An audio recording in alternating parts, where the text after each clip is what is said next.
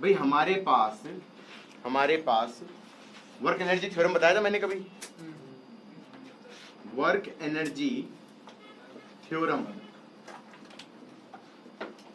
मैं तो conservation of energy बहुत ही अलग तरीके से लगा रहा था, losses is equal to gains. Work energy theorem क्या कहता है? Work done by all forces is change in kinetic energy that's k final minus k initial. ठीक है, work done by all forces. फिर हमने सोचा कि work done by all forces में दो तरह की फोर्सेज होती है, conservative forces and non conservative forces.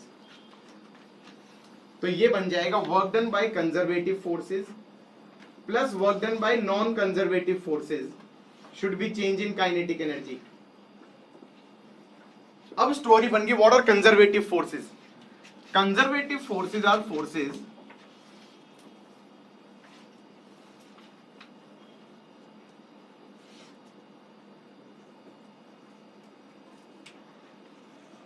जिनका work done is path independent, जिनका work done is path independent. कुछ समझ में आया? ऐसी फोर्सेस जिनका वर्क डन एक जगह से दूसरी जगह की फाइनल पोजीशन और इनिशियल पोजीशन पे डिपेंड करे, इससे फर्क ना पड़े कि हम कैसे गए हैं। जैसे हमारा ग्रेविटी वाला केस था, उसमें हम इस पाथ के जरिए जाएं या इस पाथ के जरिए जाएं या इस पाथ के जरिए जाएं, वो हमेशा वर्क डन बाय ग्रेविटी कितना आएगा? mgh ही आएगा। Work done bye mg would always be mgh, it does not depend on path। समझ में आया कि नहीं आया? उसका प्रूफ आ जाए तो प्रूफ कर लोगे? मैंने प्रूफ कराया था, डिस्प्लेसमेंट डिस्प्लेसमेंट डिस्प्लेसमेंट।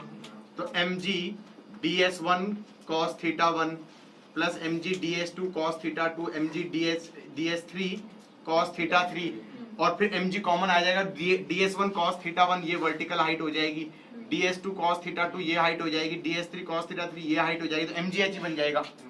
हाँ या ना? ये याद रखना। स्कूल के पेपर आ रहे हैं, तुम्हारा भला कर रहे हैं, सुन लो। तो वर्क डन बाय ग्रेविटी क्या हो जाएगा? हमेशा mgh आ जाएगा। तो ऐसी फोर्सेस को हम क्या बोल देते हैं? Conservative forces. असलियत ये है कि कंजर्वेटिव फोर्सेस सिर्फ mg नहीं होती, और भी होती हैं। स्प्रिंग फोर्स भी कंजर्वेटिव है, बताओ क्यों? या स्प्रिंग में नेचुरल लेंथ पे पोटेंशियल एनर्जी 0 और बाद में क्या आ रही थी? Half k x square.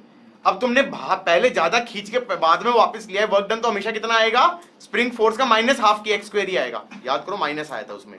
Work done bye spring force negative half k x square आया था इन कंप्रेसिंग और elongating from natural length bye x not, और एक्सटर्नल का पॉजिटिव आया था। याद आया नहीं आया?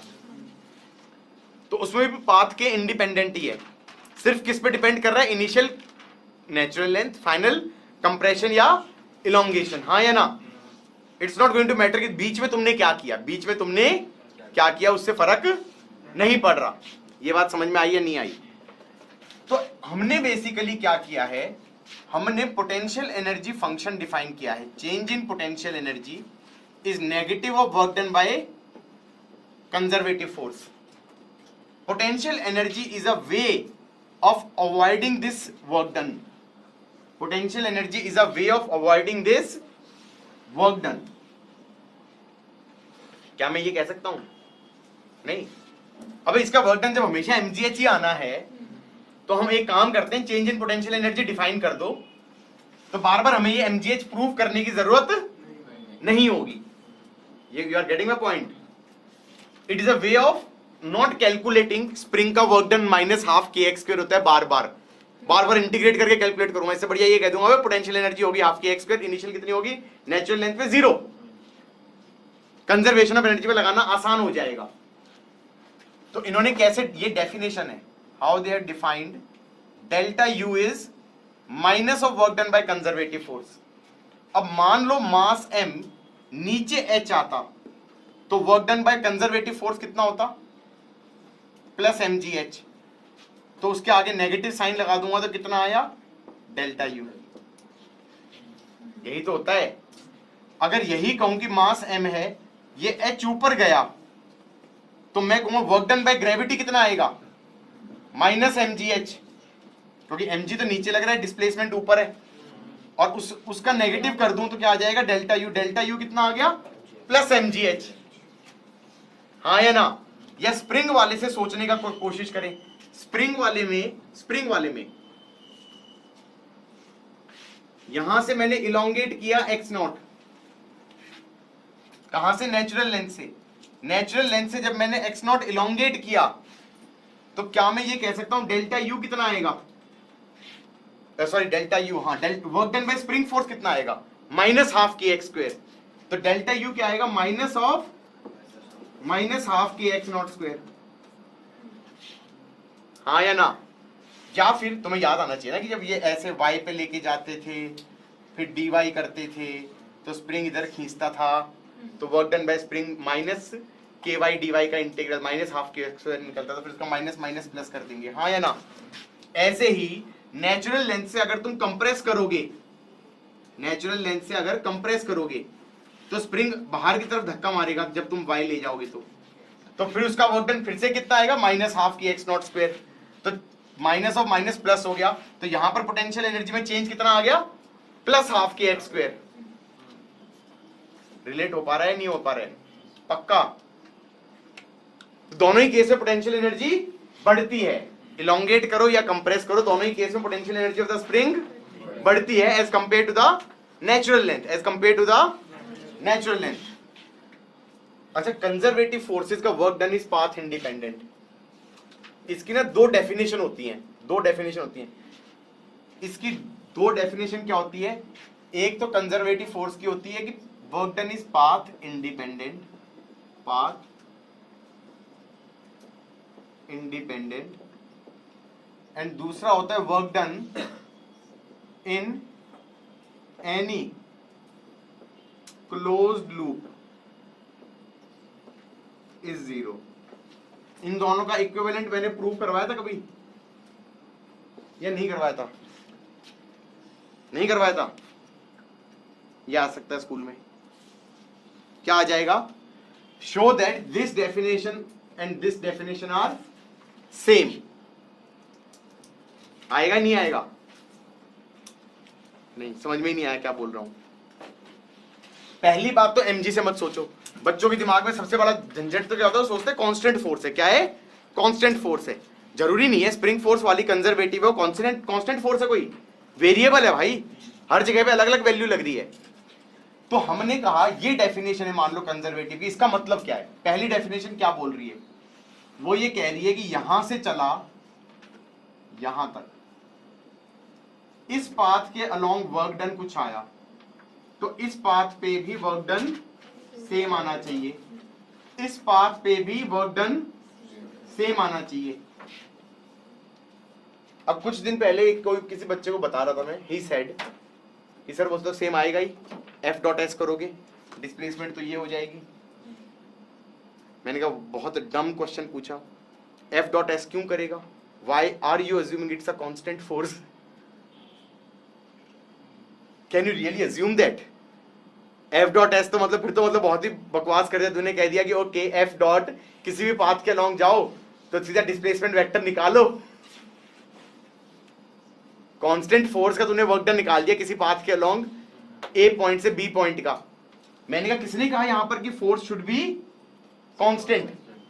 ऐसा हो सकता है इस पाथ पे चले तो फोर्स यहां कहीं लग रही है, इसमें हो सकता है यहां कहीं लग रही है, इसमें हो सकता है यहां कहीं लग रही है, इसमें हो सकता है यहां कहीं लग रही है, इसमें कहीं हो सकता है यहां कहीं लग रही है, इसमें हो सकता है यहां कहीं लग रही है। तो वर्क डन इस पाथ पे कैसे निकालोगे?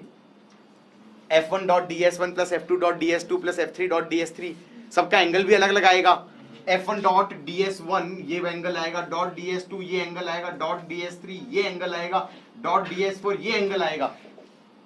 इसके अलोंग चलोगे तो इस पे भी जरूरी नहीं है फोर्स इधर हो, ऐसे हो सकती है, ऐसे हो सकती है, ऐसे हो सकती है। तो फिर ये बोल क्या रहा है, ये यही बोल रहा है कि भाई इन तीनों पाथ के अलोंग वर्क डन सेम है, then it is called as conservative force. क्यों है सेम, आई डोंट केयर, है तो है। That is the definition of the conservative force, कि फोर्स कांस्टेंट होना भी जरूरी नहीं है, वेरिएबल भी हो सकता है, लेकिन इन तीनों पाथों पे वर्क डन क्या होना चाहिए, सेम। अब किसी ने कहा कि क्या मैं इस स्टेटमेंट से ये स्टेटमेंट प्रूव कर सकता हूं कि work done in any close loop should be zero, any close loop, I can. मतलब one statement implies second statement, और फिर उल्टा प्रूव करने के लिए भी आ सकता है, second statement implies first statement. अब मैं बता रहा हूं कैसे प्रूव कर सकते हैं। हम गए, इधर देखो बोर्ड पे, बस समझने वाला प्रूफ है। ए से बी गए, ए से बी गए, ए से बी गए, ए से बी गए, किसी भी पाथ के अलोंग वर्क डन क्या होना चाहिए, same. That is conservative force statement 1। मैंने कहा अगर ये वाला भी सारे ही डब्ल्यू है, तो अगर मैं इसको उल्टा कर दूं तो ये क्या होना चाहिए, माइनस डब्ल्यू। अब मैंने कहा एक लूप देखो, ये लूप, इसमें वर्क डन जीरो, लेकिन इसने कहा था एनी, मैंने कहा okay you want to choose this loop, इसमें भी जीरो, ये लूप, इसमें भी जीरो। अब तुमको एनी लूप बोला है, मैंने कहा ठीक है, एक इधर बना ले, फिर एक ये बना ले, तो इसका तो डब्ल्यू होगा, इसका माइनस डब्ल्यू होगा, तो जीरो हो जाएगा, हाँ या ना। तो कहना ही से कि both at least one implies two. अब how can you go from 2 to 1? I have a fair idea कि 2 वाली क्या कह रही है, any close loop work done should be zero. That means that if I take a point on the loop, then this work done is either W, then this should be minus W. तभी तो zero हो रहा है। So if I switch the arrow, it will be plus W. तो इन दो पाथों पे work done यहां से यहां के बीच में क्या है, सेम। फिर क्योंकि उसने कहा है any loop is zero, so that means this should also be zero, so this is also minus W था, इधर जाएंगे तो फिर इधर जाएंगे तो प्लस डब्ल्यू ही आ जाएगा। तो प्रूव कर दिया मैंने, तीनों पाथ के अलोंग क्या है, वर्क डन इज डब्ल्यू। इससे क्या किया मैंने, स्टेटमेंट 2 से 1 आ गया, 2 से 1 आ गया कि work done in any close loop is zero, then I can prove then work done between any path between 2 points is same.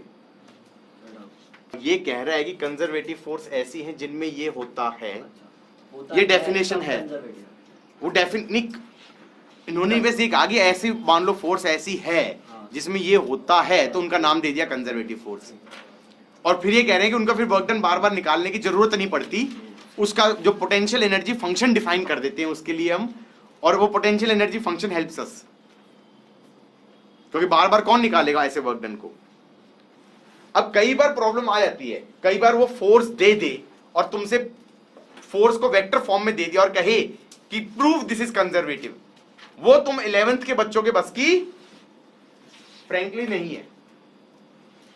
12th वाले बच्चे कर लेंगे, 12th वालों को मैं कराता हूं दोबारा जब हम रिवाइज कर रहे होते हैं, देन आई टीच देम कि how to show it is a particular force is conservative.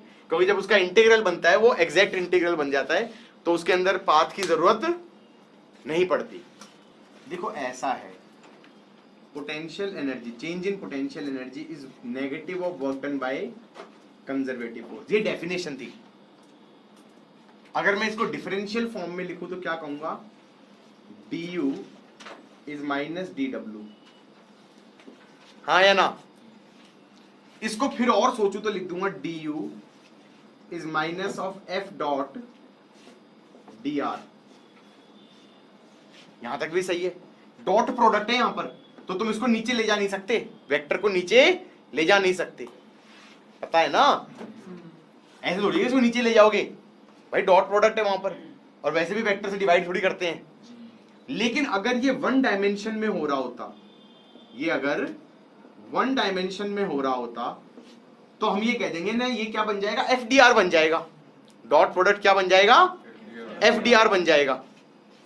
एक ही एक्सिस में हो रहा है, मतलब तुमको अदरवाइज क्या होगा, अदरवाइज तो फोर्स को लिखना चाहिए FXI cap plus FY J cap plus FZ K cap. Displacement vector छोटे से को क्या लिखना चाहिए, DXI cap DY J cap plus DZ K cap. हमें ये लिखना चाहिए कि du is fx dx plus fy, negative of du is fy dy plus fz dz। ये होना चाहिए। Minus du is fx dx plus fy dy plus fz dz। ये बात समझ में आई या नहीं आई?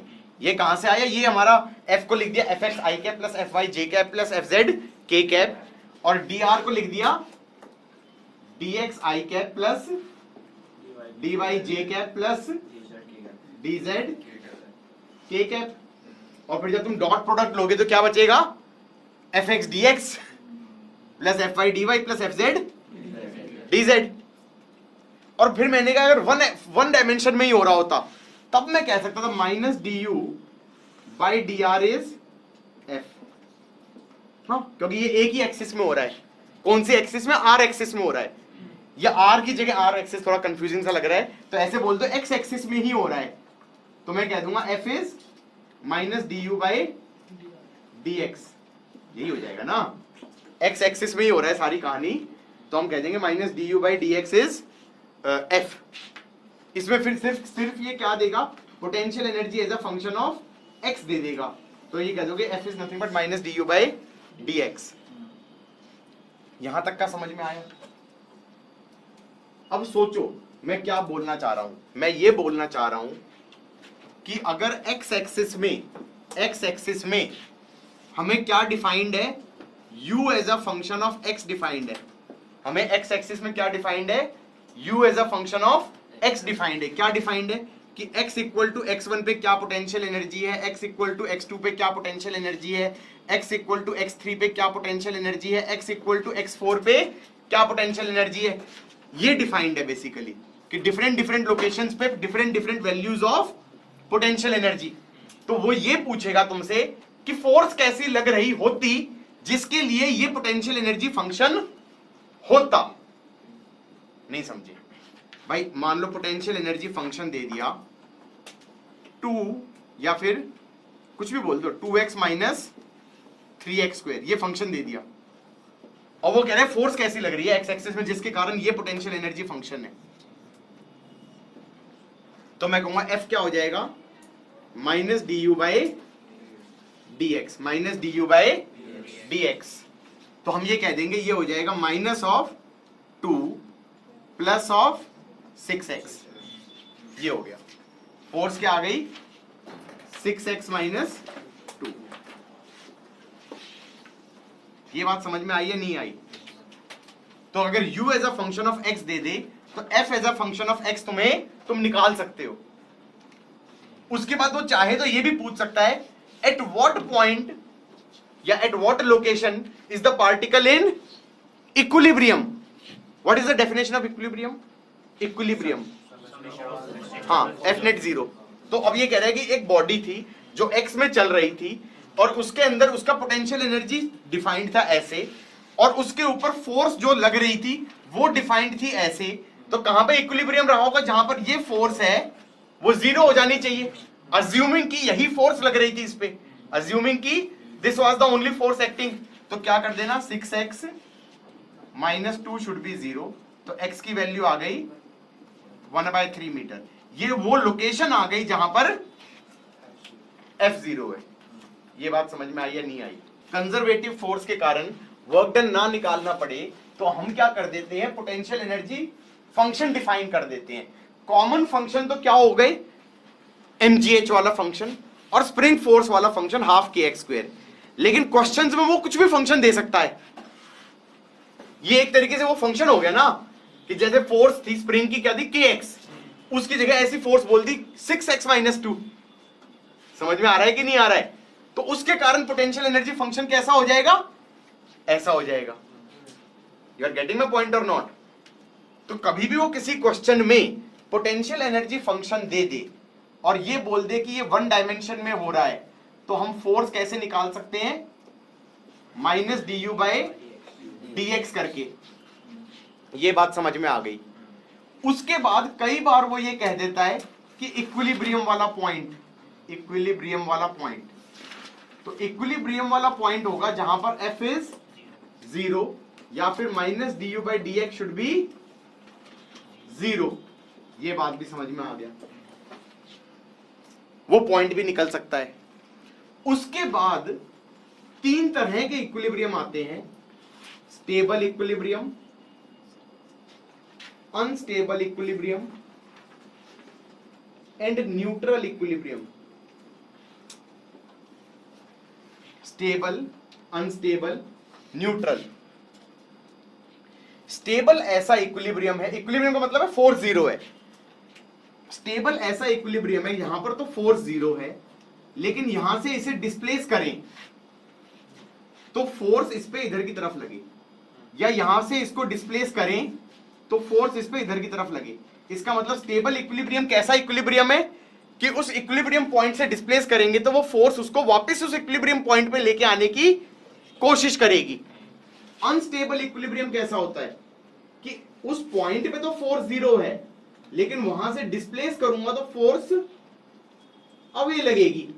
वो कहेगी भाई जैसे यहां पे तो फोर्स 0 थी, लेकिन हल्का सा साइड में किया तो फोर्स 0 नहीं है, तो वहां पर फोर्स कैसे लग रही है? वो लग रही है अवे फ्रॉम इक्विलिब्रियम पोजीशन।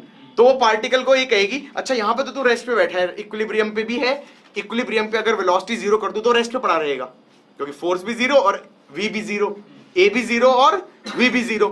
अब यहां से हल्का सा खिसकाया तो पता चला फोर्स अगर वापस उसी पॉइंट की तरफ लाने की कोशिश कर रही है तो वो था स्टेबल इक्विलिब्रियम, और अगर वो फोर्स यहां से हिलाने पे दूर ले जाए इसे तो वो हो गया अनस्टेबल। तीसरा न्यूट्रल क्या हो गया? न्यूट्रल ऐसा हो गया कि मान लो ये इक्विलिब्रियम का पॉइंट था और यहां से शिफ्ट किया तो ये भी इक्विलिब्रियम का ही पॉइंट हो जाए। मतलब यहां पे फोर्स 0 थी तो इससे बगल वाले पॉइंट पे भी फोर्स 0 हो जाए, इससे बगल वाले पॉइंट पे भी फोर्स 0 हो जाए। इसका मतलब this point is a point of neutral equilibrium. What is a neutral equilibrium? If you move a body away from the equilibrium point, that the new point is also a point of equilibrium. पहचानोगे कैसे कि हमारा कौन सा point stable equilibrium का है, कौन सा point unstable equilibrium का है? ये तो समझ में आ गया कि फोर्स लगनी चाहिए टुवर्ड्स, हाँ या ना? ये बताओ, मान लो कभी बाउल होता और बाउल में यहां रख देते तो ये इक्विलिब्रियम है। और बाउल में अगर ऐसे बाउल होता और बाउल में हम यहां पे ऐसे रख देते तो ये अनस्टेबल है। इक्विलिब्रियम ये भी है क्योंकि यहां पर भी एफ नेट 0 है और यहां पर भी एफ नेट 0 है। और अगर ग्राउंड ऐसे होता, अब तुम कहोगे ये और इसमें ये, मैंने कहा देखो ये चीज अलग है, ये चीज अलग है, ये चीज अलग है एंड ये चीज अलग है, क्योंकि यहां पर तुम नॉर्मल फोर्सेस क्या मान रहे हो? mg और नॉर्मल, और यहां पर और भी फोर्सेस हैं। कौन सी फोर्स है? जो भी डिफाइन करी हुई है इसने, उस फोर्स के हिसाब से सोच रहे हैं, 1D में ही सोच रहे हैं। फोर्सेस डिफाइंड एज, जैसे अभी कर रहे थे क्या 6x-2, अजीब सी फोर्स आ रही थी, तो ये फोर्स में mg और नॉर्मल के अलावा भी एक फोर्स थी, हाँ या ना था? ये इनफैक्ट mg और नॉर्मल तो मान ही नहीं रहा था मैं, इनफैक्ट mg और नॉर्मल तो मैं मान ही नहीं रहा था। मैं कहता body is moving under this conservative force, then it would be under equilibrium at a point of x equal to 1/3। मैं जो समझाना चाह रहा था वो इससे रिलेट कर सकते हैं। क्या रिलेट कर सकते हैं? ये अनस्टेबल इक्विलिब्रियम होता है। क्यों? क्योंकि जब इससे यहां पर शिफ्ट करोगे तो जो mg का कंपोनेंट है वो इसको इधर शिफ्ट कर देगा, और ये स्टेबल इक्विलिब्रियम होता है क्योंकि यहां पर लेके जाओगे तो फोर्स वापस आने की लगती है और यहां पर लेके जाओगे तो फोर्स वापस लाने की कोशिश करती है, हाँ या ना? और ये न्यूट्रल इक्विलिब्रियम होता है। क्यों? क्योंकि इसको अगर शिफ्ट कर दूंगा तो ये भी इक्विलिब्रियम का पॉइंट है और ये भी इक्विलिब्रियम का पॉइंट है। क्या मैं ये कह सकता हूं ये अनस्टेबल इक्विलिब्रियम वो पॉइंट है जहां पर ग्रेविटेशनल पोटेंशियल एनर्जी इस पॉइंट पे लोकल मैक्सिमा पे है? हाँ, क्योंकि gravitational potential energy is at local maxima and यहां पर gravitational potential energy is at local minima and यहां पर gravitational potential energy is constant. So what is stable equilibrium? यहां पर potential energy should be minimum, यहां पर potential energy should be maximum and neutral वाला हो गया यहां पर potential energy should be constant. That is how you find out कि कौन सा पॉइंट स्टेबल का है, कौन सा अनस्टेबल का है, कौन सा न्यूट्रल का है. मैं ये समझाने का प्रयास कर रहा हूं कि मान लो किसी क्वेश्चन में potential energy as a function of X आ गया, ऐसा कुछ. तुम कहोगे ये कैसा फंक्शन है? मैंने कहा यही तो क्वेश्चन ही यहां से चालू हो रहा था, 1D मोशन हो रहा था. पहली बात तो 1D होना बहुत जरूरी है, एक ही एक्सिस के अलाउंग, और potential energy as a function of X दे दिया. अब वो कहेगा किस किस लोकेशन पे, तो तुम कहोगे ये क्या चीज है? मैंने कहा ये पोटेंशियल एनर्जी का ग्राफ है. मोशन एक ही एक्सिस में हो रहा है, मोशन एक्स में ही हो रहा है कि एक्स के डिफरेंट डिफरेंट पॉइंट्स पे है. हाँ, डिफरेंट डिफरेंट पॉइंट्स पे different different potential energy defined है. Potential energy is not gravitational potential energy, any potential energy, because potential energy function दिया हुआ है. हाँ या ना? डिफरेंट लोकेशंस पे उसकी डिफरेंट वैल्यूज आ रही हैं, तो वो ये कहेगा किस एक्स लोकेशन पे वो इक्विलिब्रियम पे है. तो क्या मैं ये कह सकता हूं कि this is a point of equilibrium and this is also a point of equilibrium? क्यों? क्योंकि यहां पर नहीं, फोर्स जीरो कहां पे होती थी? यहां पर du by dx जीरो होता था, because force was minus du by dx. What is du by dx? Slope of tangent, slope of tangent to u versus x graph. तो यहां पे स्लोप ऑफ टेंजेंट क्या है? जीरो. यहां पे slope of tangent क्या है? जीरो. तो ये पॉइंट हो गया हमारा इक्विलिब्रियम का, ये पॉइंट हो गया हमारा इक्विलिब्रियम का, क्योंकि यहां पर slope du by dx is zero, यहां पर du by dx is zero. तो यहां पर कोई दुनिया में पॉइंट निकल के आएगा x2 जहां पे वो इक्विलिब्रियम पे होगा, और कोई पॉइंट निकल के आएगा x1 जहां पर इक्विलिब्रियम पे होगा. ये भी f0 होगा, यहां पर भी f0 होगा. अब यहां पर पोटेंशियल एनर्जी है मैक्सिमम, तो ये पॉइंट है अनस्टेबल इक्विलिब्रियम का, और ये पॉइंट है स्टेबल इक्विलिब्रियम का. और न्यूट्रल वाला कैसा निकलता? मान लो ये ग्राफ ऐसा होता, तो ये पॉइंट्स हो जाते सारे न्यूट्रल के.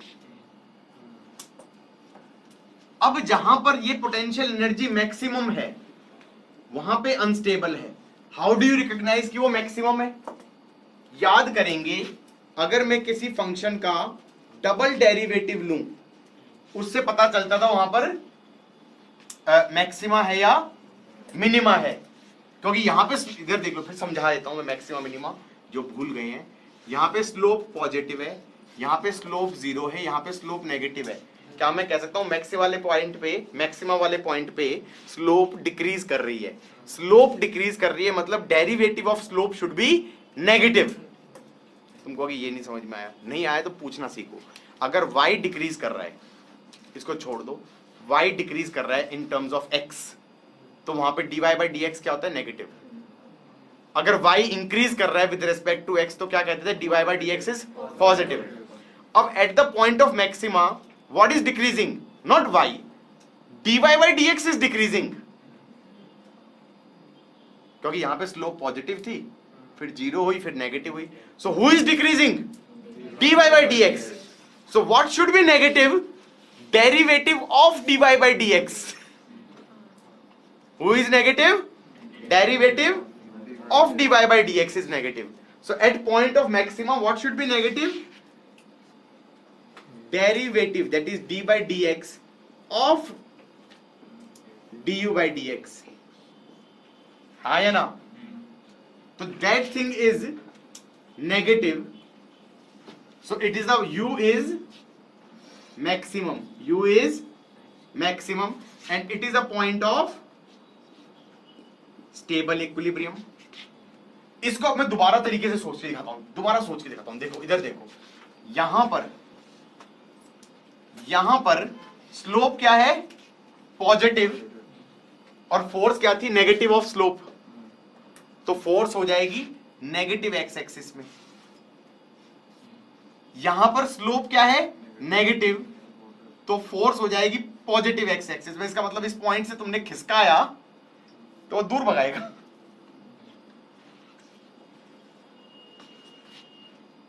ये बात समझ में आई या नहीं आई?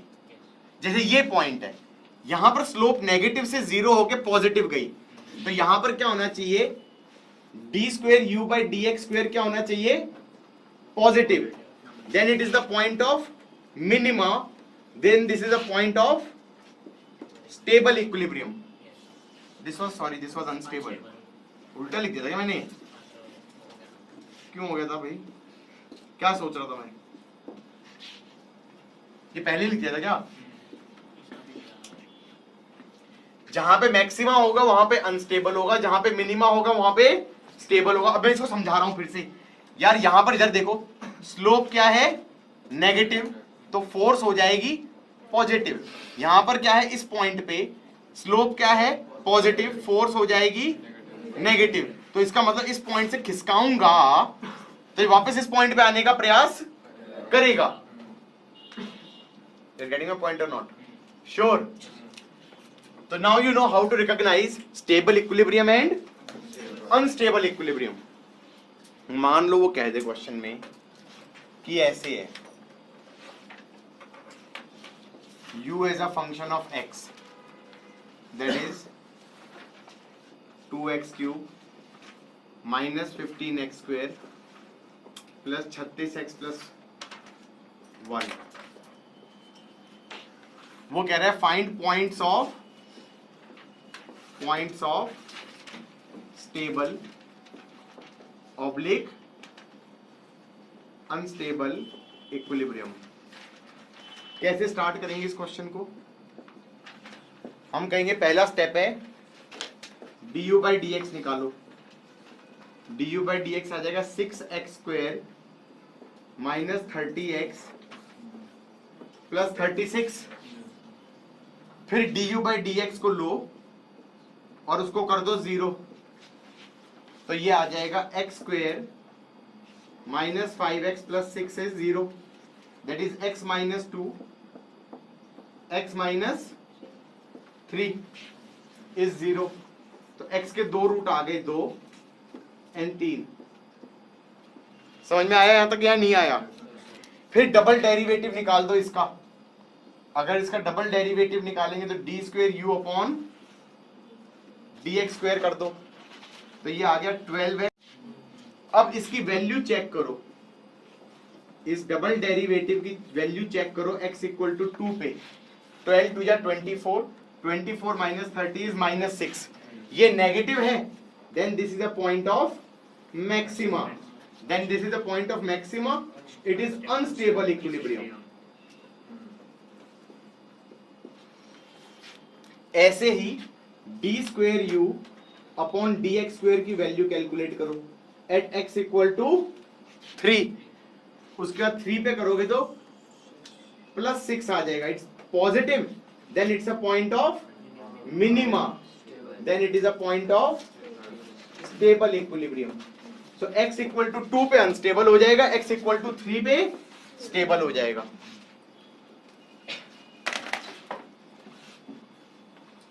क्या क्वेश्चन क्या था? u as a function of x दिया हुआ है, कितना दिया है? a upon r square. a upon as a function of r दिया हुआ है, a upon r square. a upon r square minus b upon r. r. तो du बाई डी आर निकाला, ये आ जाएगा minus 2a upon r cube plus b upon r square equal to 0 कर दिया, तो r आ जाएगा 2a बाई b. ठीक है. अब डबल डेरिवेटिव ले लो, D square U upon dr², ये आ जाएगा +6a bye r4 -2b bye r3। अब मैंने कहा एक काम करो, एक सेकेंड, 2/r³ कॉमन ले लो, तो ये आ जाएगा 3a बाय r -b, हाँ या ना, ये आ गया। अब इसमें r की वैल्यू निकाल डालनी है, कौन सी, 2a बाय b, तो ये तो पॉजिटिव ही रहेगा, ये तो पॉजिटिव ही रहेगा। सेकेंड क्वांटिटी क्या हो जाएगी, 3a और r को डाल दिया 2a by b minus b,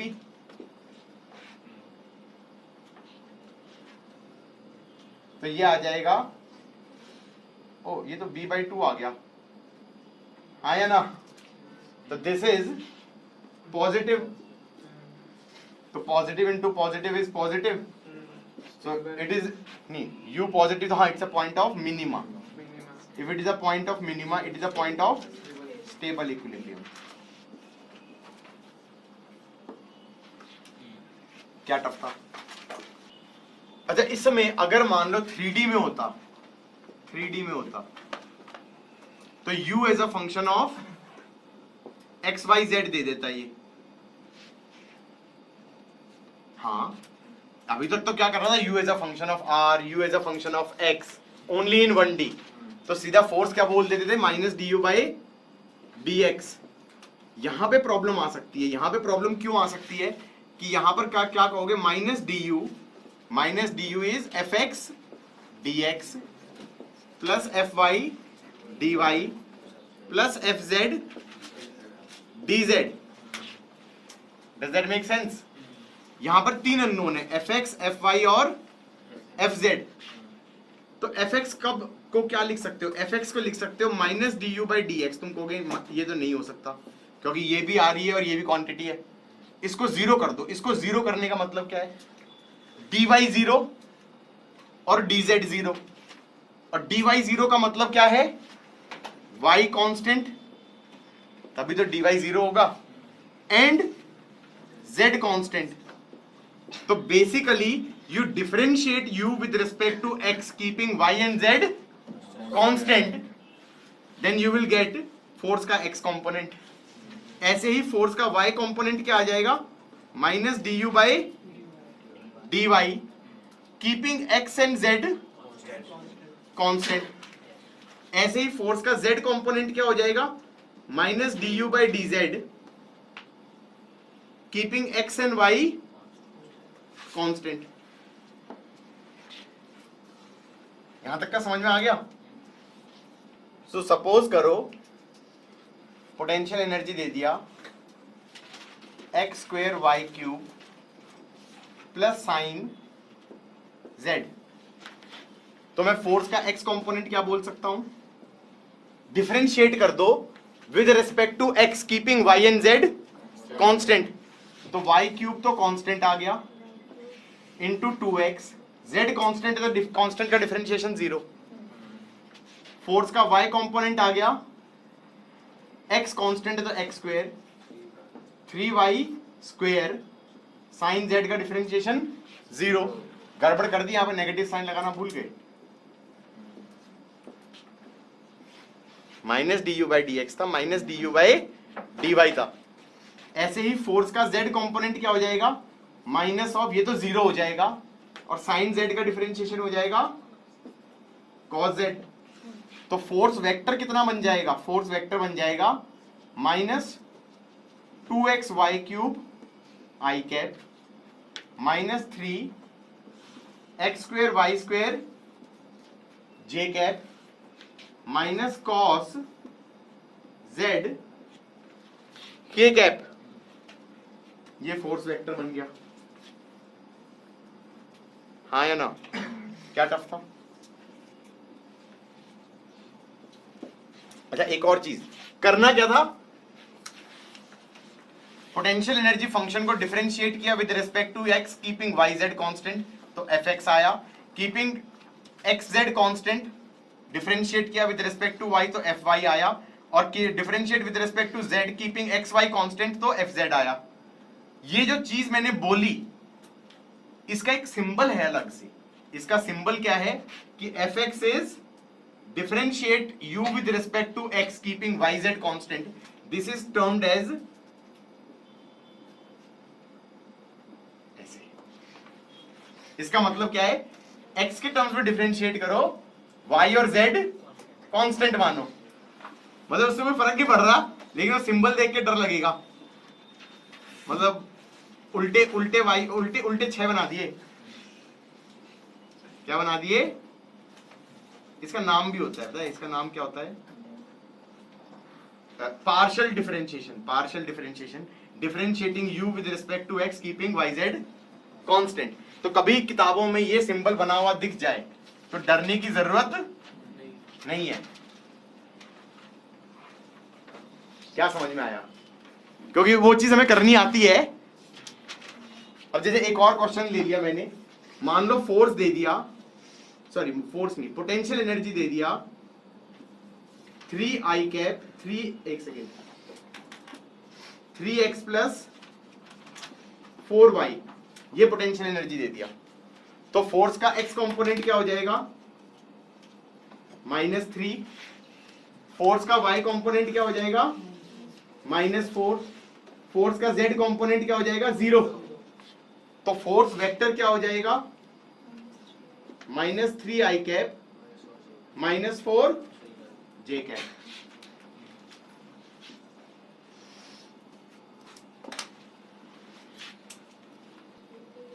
हाँ, ये क्वेश्चन है पोटेंशियल एनर्जी ऑफ 131 क्वेश्चन है। पोटेंशियल एनर्जी ऑफ 4 किलो का particle free to move along x axis is given by x³/3 -5x²/2 + 6x + 3। उसकी potential, it is free to move on x axis, उसका potential energy function is given as this. साथ में कह दिया total mechanical energy is 17 joule. Then he is asking maximum kinetic energy is how much. अब मैं बता दूं इसमें करना क्या है, कुछ भी नहीं करना। इसमें तुम पहले potential energy as a function of x से फोर्स पे जाओगे, फोर्स से तुम क्या करोगे, उसको 0 करोगे, इक्विलिब्रियम का पॉइंट निकालोगे। इक्विलिब्रियम में टोटल एनर्जी को कह सकते हो kinetic energy plus potential energy. तो जहां पे पोटेंशियल एनर्जी मिनिमम होगी वहां पे काइनेटिक एनर्जी मैक्सिमम होगी, और फिर तुम्हें पोटेंशियल एनर्जी मिनिमम की वैल्यू निकालनी होगी, हाँ या ना? और वो मिनिमम वैल्यू पुट कर दोगे तो काइनेटिक एनर्जी मैक्सिमम निकल जाएगी। क्वेश्चन समझ में आया या नहीं आया? एग्जैक्टली। तो पहले तो तुम du/dx करोगे, du/dx लिख दिया, ये कितना आ गया? x² -5x + 6 is 0। अब 2 रूट आ गए 2,3, तो मेरे फेवरेट वाले रूट आ गए, और d²u/dx² ले लिया। फिर ये आ गया 2x - 5। अब इसको x = 2 पे करूंगा तो ये आएगा -1, और x = 3 पे करूंगा तो ये आएगा +1। तो ये नेगेटिव है तो it's a point of maxima, and ये पॉजिटिव है, it's a point of minima. अब इसने कहा total mechanical energy is kinetic energy plus potential energy. Kinetic energy maximum तब होगी जब पोटेंशियल एनर्जी मिनिमम होगी। तो पोटेंशियल एनर्जी मिनिमम कहां पे होगी? इस वाले पॉइंट पे होगी, x = 3 पे। तो 3 पे पोटेंशियल एनर्जी निकाल लो, कितनी आ जाएगी? 33927/3 माइनस 5 इंटू 3 जा 9/2 प्लस 3 जा 18 प्लस 3, ये आ गया 9। तो 9 प्लस 18 27, 27 प्लस 3 30, 9 5 जा 45, that is 22.5, that is 7.5। तो हमने कहा kinetic energy maximum would be 17 minus 7.5, that's 9.5, that should be the answer।